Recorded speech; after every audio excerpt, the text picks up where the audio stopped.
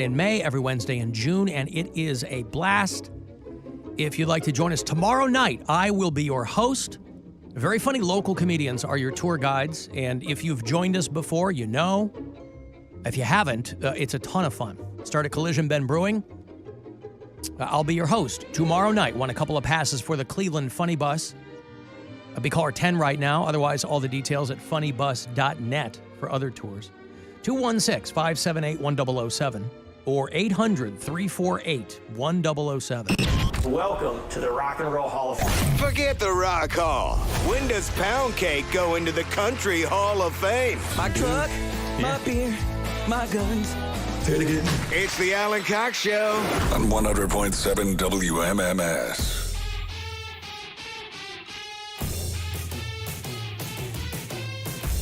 $35192. Want to text me? Want to watch live at AlanCoxShow.com? You can thank Bubby Finkelfip for helping out today back there in the video department. Bubby Finkelfip. Of the Amherst Finkelfips, if I'm not mistaken. Very prominent family out there. Well, I got brother ADX calling me now? Was this like Rover caller day? Hello? Hey, is this Alan? Yes. How the hell are you, man? I'm good. All right, I just wanted to let you hear my drum set, if that's cool. Didn't I meet you in the lobby a while back, brother ADX? Yes, you did. I'll probably come down there and do a little performance in front of your window one of these days. Dress up like Taylor Swift. Come down Yeah, Friday. you get these Taylor Swift tickets. You can put them back on the secondary market and get yourself a few grand. Hey, I like to do that, man. Hey, just send me an email, mastercontrol19@yahoo.com. Yeah, I'll get right on that. Master Control. Oh, boy. Yeah, okay. Yeah. Hey, you remember Master Control from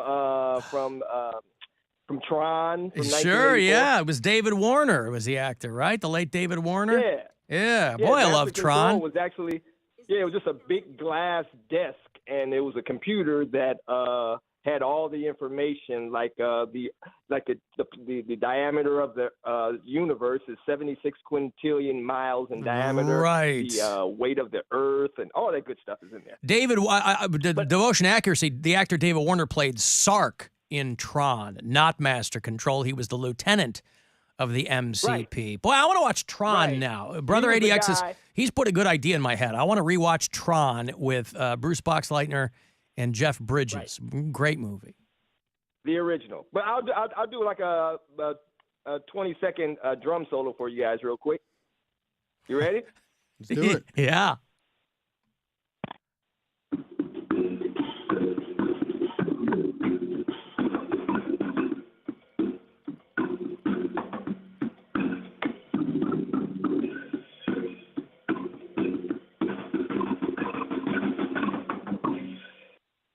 Thank you very much. Look at that. What are you playing? VTech Kids Beats there, or what is that? That from the toy aisle at Target?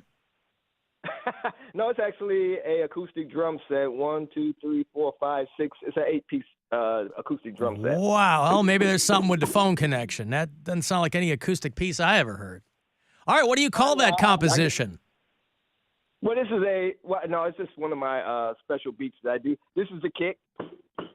This is the snare. This is Tom 1. Oh, you have electronic drums, is what you're saying.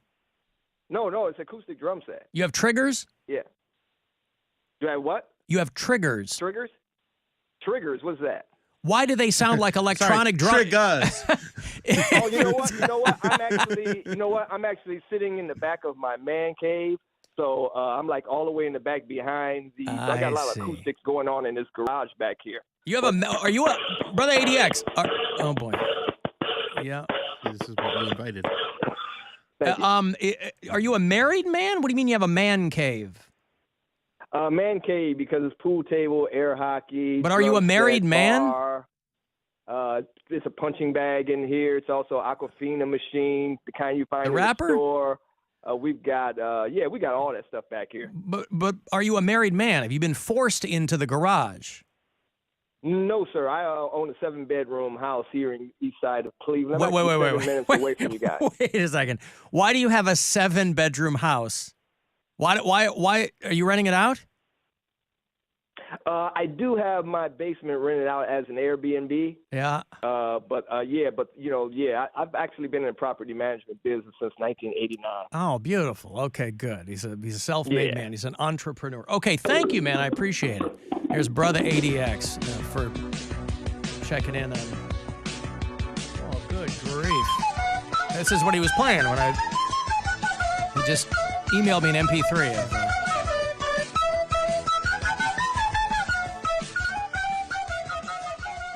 Yeah, that's pretty good, boy. You don't do it like that anymore. I was born in Oklahoma, in the rolling Osage Hills, and I rode my pinto pony out full gallop on my thrills, and the song of joy and gladness bubbled outwards from my heart, and burst forth in merry music. That's how yodeling got its start. Baby, the yodeling cowgirl.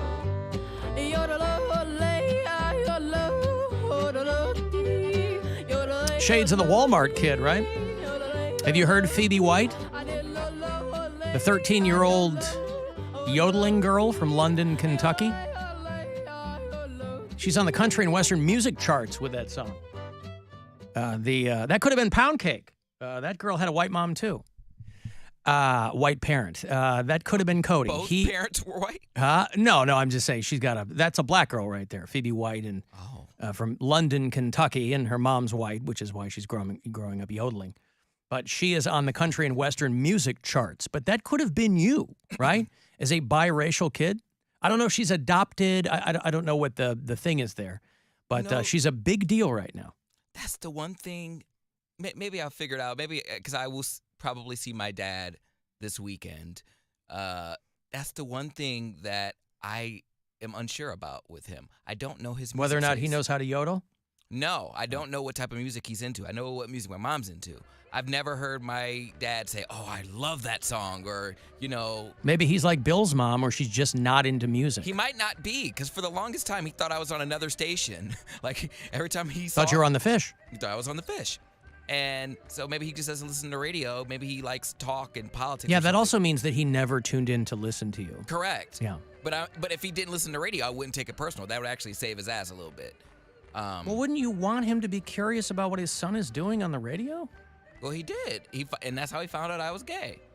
Right, but what I'm saying is, before all that, he knew you were on the radio. Yeah, but he thought he was on the Christian station. Right, but the only reason that he thought that But is he wasn't because... listening to that either. That's what I'm saying. The only reason he thought that is because he didn't tune in or go to the website or anything. If he'd gone to their website and seen Joe Cronauer, he would have been like, oh, my son's not on this radio station. Yes, Alan, but now you see where I get it from, because What from? I'm going to tell you. Oh. I have told him many times in person after our little meetups or whatever we do, lunch or whatever, that I am on the Buzzard, WMMS. And he said, oh. He said, yeah, that's the Buzzard. That's a legendary station. I said, yes, it is. And he would walk away and say, oh, yeah, that's cool. I didn't know you were on the Buzzard. And then the next time I would meet him, he'd say, what station are you working for again? I would tell him, same time. I've been here almost 8 years. The station has not changed. I've told him the Buzzard several times, and he would always think I'm on the Fish. Maybe so he's like me. Maybe he can't tell the difference between fish and birds. I was just going to say, maybe he has short-term Some memory when animal. it comes to animals. But no, he would know what he said. Oh, Maybe yeah, he that's thinks you're on the MMS. wolf in Youngstown. No. Oh, okay. He would say MMS, and he would say, oh, yeah, I know the station. But what does a wolf sound like?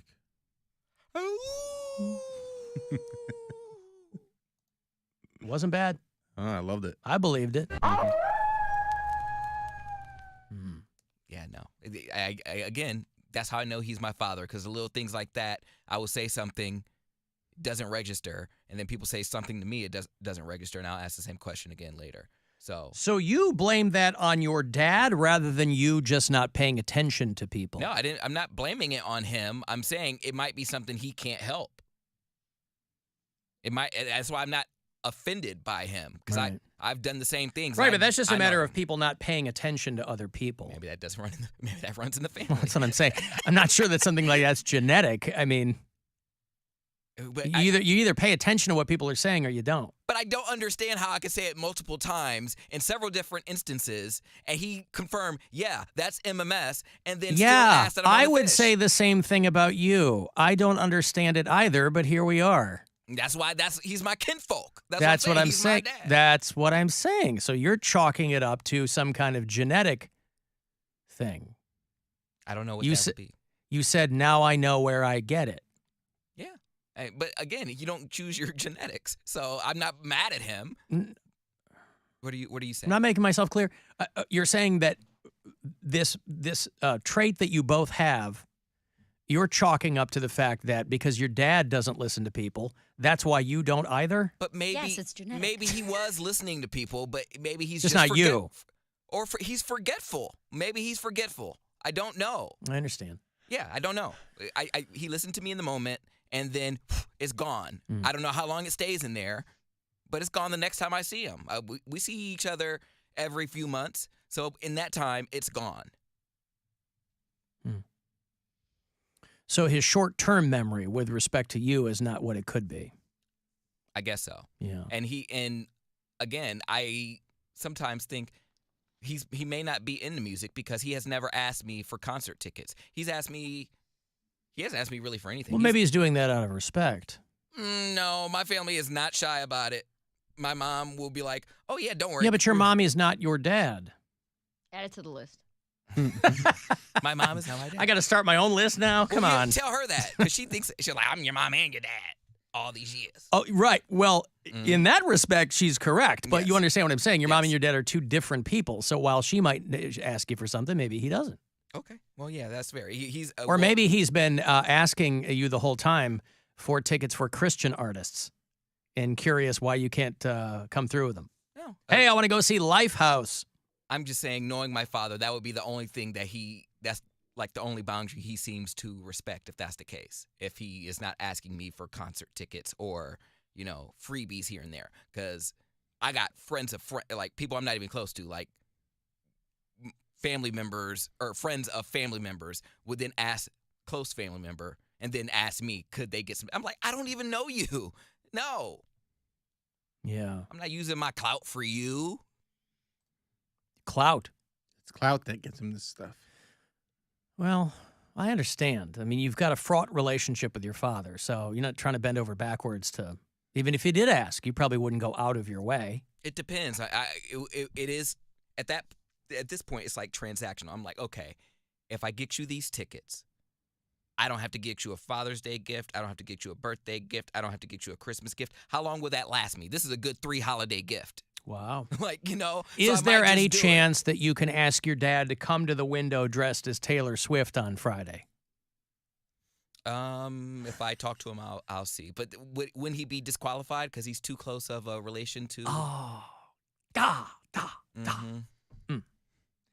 You can leave us messages. But don't tell him that. Just still get him to come down, and then Nora, And then Nora just won't pick him. Yeah, Nora will just be like, "You're disqualified." Get out of my face, old man. Right. I'd be like, baby, don't pick that guy. See that guy right there?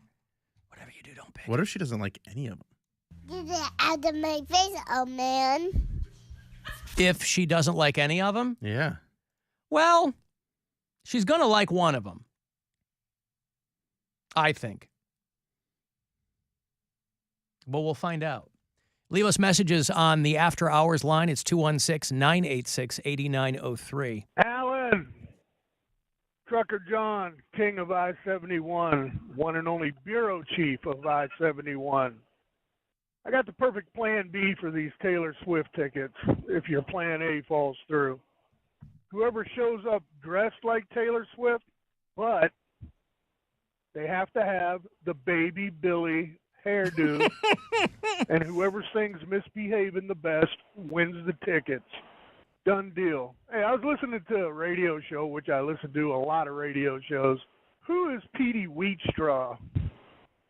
I don't know. Figure you might know. Petey Wheatstraw. All right, man. From I-71, Trucker John out. Teacher said don't, but I said it anyway. Misbehaving. Preacher said no, if you do, you'll That's your Baby Billy hair. You got it. Yeah. kicking and spitting and cussing out loud. Running through the house with a pickle in my mouth. Playing in the street, look at me outside waving. By the way, could there be any better Father's Day gift than the premiere I'm so excited. of season 3 of The Righteous Gemstones on Max on Sunday night. Very excited for that. I saw a little preview of Judy talking about her bush. Judy's my favorite. I was going to say she's really underrated on that show. She is. I mean, as a the comedian best and an on actress. that show. Like, I love all. Like, I mean, I'm a huge Danny McBride fan. John Goodman is one of the all-time great actors, but Judy Gemstone is so funny. It's not a dud in the bunch in that cast. Right. Petey Wheatstraw, he really took a 180 there. A lot of people are going to be too young to remember Petey Wheatstraw. That was, you remember Rudy Ray Moore? This was a comedian back in the day when they were still making party records. He had a character named Dolomite.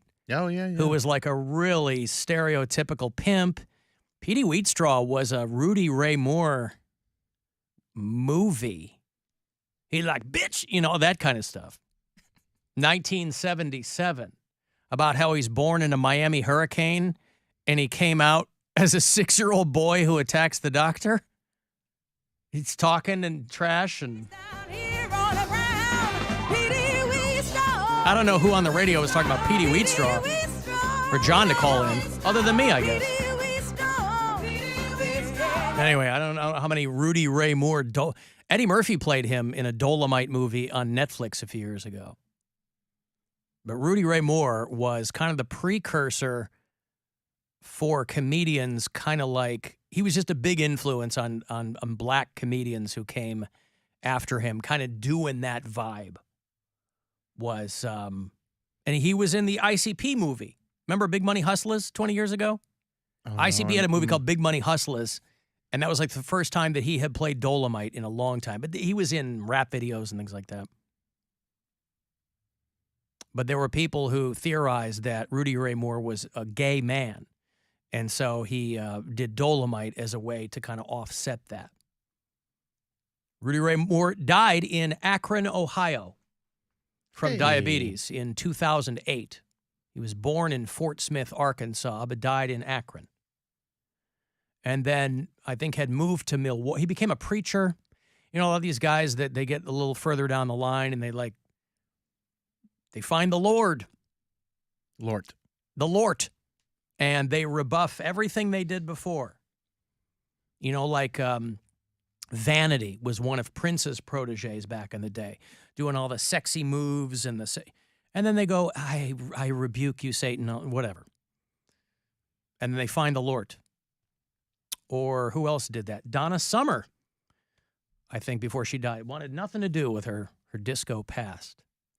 Wanted to devote herself to the Lord. But insofar as who the hell was talking about Petey Wheatstraw, I have no idea. I do like the notion of somebody coming to the window dressed as Taylor Swift, but with the baby Billy hair. I don't mind that at all.